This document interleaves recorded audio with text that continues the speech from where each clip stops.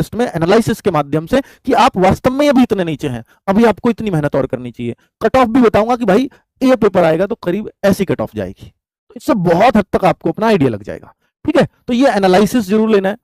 Science special classes, बच्चे ये मूल मंत्र है, मैं स्पेशली बोल रहा हूं आपको कि साइंस पर विशेष ध्यान देना जिन एग्जाम्स में साइंस आती है। इसका कारण बताता हूं, क्योंकि बाकी जगह आप साइंस जो पढ़ते हो ना, जैसे पॉलिटी पढ़ते हो, जैसे ज्योग्राफी पढ़ते हो, उतना ही ध्यान साइंस पे देते हो, क्योंकि जीएस के हिसाब से पढ़ते हो, गलती भी नहीं है।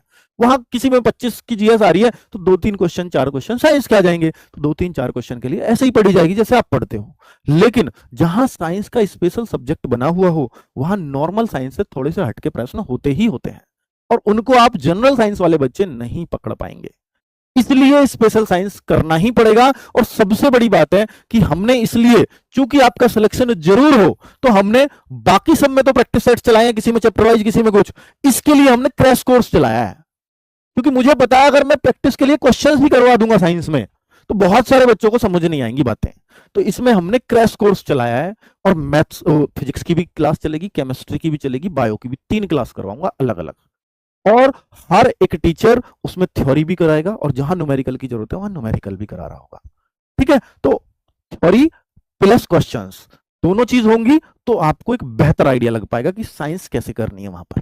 ठीक है, तो ये हमने कोशिश की, और मैं चाहूंगा कि इंग्लिश में भी वो आपको एक्सप्लेन करेंगे, तो साइंस की इंग्लिश वाले चिंता मत करिए। जीएस पर विशेष ध्यान देने की जरूरत, और ये सब फ्री चलेगा बच्चों, कोई मैं इसमें पैसे नहीं लूंगा, इसके फ्री है भाई यूट्यूब पर। ठीक है, जीएस पर विशेष ध्यान देने की जरूरत है, मैंने बता दिया, क्योंकि जीएस कुछ एग्जाम्स में, एएलपी टेक्नीशियन वगैरह को छोड़ दो, बाकी आप आरपीएफ देख लो, एनटीपीसी देख लो, जीएस को थोड़ा सा अगर गौर से पढ़ लोगे, अगर टीसीएस पेपर बनाएगी तो जाहिर सी बात है कि भाई साहब एसएससी वाला पैटर्न बनेगा, और बनता हुआ आया है। पीछे वाले क्वेश्चंस मिलाओ, एसएससी से मिला लेना, एकदम से मिलेंगे। तो ये थोड़ी सी अप्रोच उसकी पकड़नी पड़ेगी आपको। ठीक है, तो जीएस पे हमारा फोकस विशेष रहने वाला है।